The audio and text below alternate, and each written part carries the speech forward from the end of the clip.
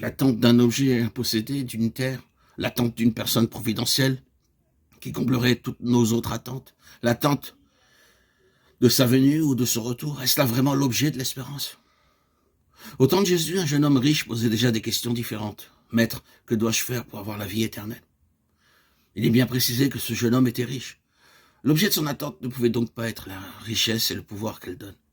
De plus, étant juif, il se trouvait sur la terre, objet de la promesse. Et il avait en face de lui celui qu'il considérait sinon comme le Messie, comme son maître, comme l'être providentiel qu'il attendait. L'ayant face à lui, il n'avait donc plus à le chercher, à espérer. Il n'avait plus qu'une seule espérance. Quel était donc l'objet de son espérance? Il le dit lui-même, la vie éternelle. Tous les disciples de Jésus n'en demandaient pas tant. La plupart attendaient de lui qu'il chasse l'occupant romain ou qu'il établisse en Israël un royaume de paix et de justice. Ce jeune homme riche, lui, ressemble beaucoup à un autre jeune homme de l'Inde qui proclamait haut et fort à ceux qui pensaient le combler avec des biens matériels. Qu'ai-je à faire de ce qui n'est pas éternel? L'objet de l'espérance ne porte plus désormais sur aucun bien créé ou réalisation spatio-temporelle. Le jeune homme ne demande pas « Que dois-je faire pour rester en bonne santé, pour réussir, pour être aimé, pour être heureux ?» Autant d'espoirs légitimes qui habitent généralement les garçons de son âge.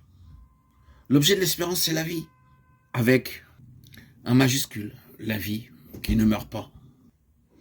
La vie véritable, celle qui reste quand il ne reste plus rien. La vie éternelle. La réponse de Jésus est à la mesure de la question radicale. Tu veux savoir ce qui reste quand il ne reste plus rien? Alors, ce que tu as, donne-le aux pauvres, quitte tout, marche avec moi. Mais le jeune homme riche se révèle comme n'étant pas à la hauteur de son espérance. Il s'en alla tout triste, car il avait de grands biens.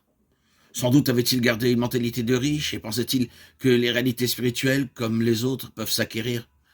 Il voulait avoir la vie éternelle sans être certain que ce nouvel avoir mérite qu'on laisse pour lui tous les autres biens. Vendre tout ce qu'on possède pour posséder la perle précieuse. Or, il ne s'agit pas d'avoir la vie éternelle, mais d'être vivant, d'être un avec celui qui est, la vie en nous.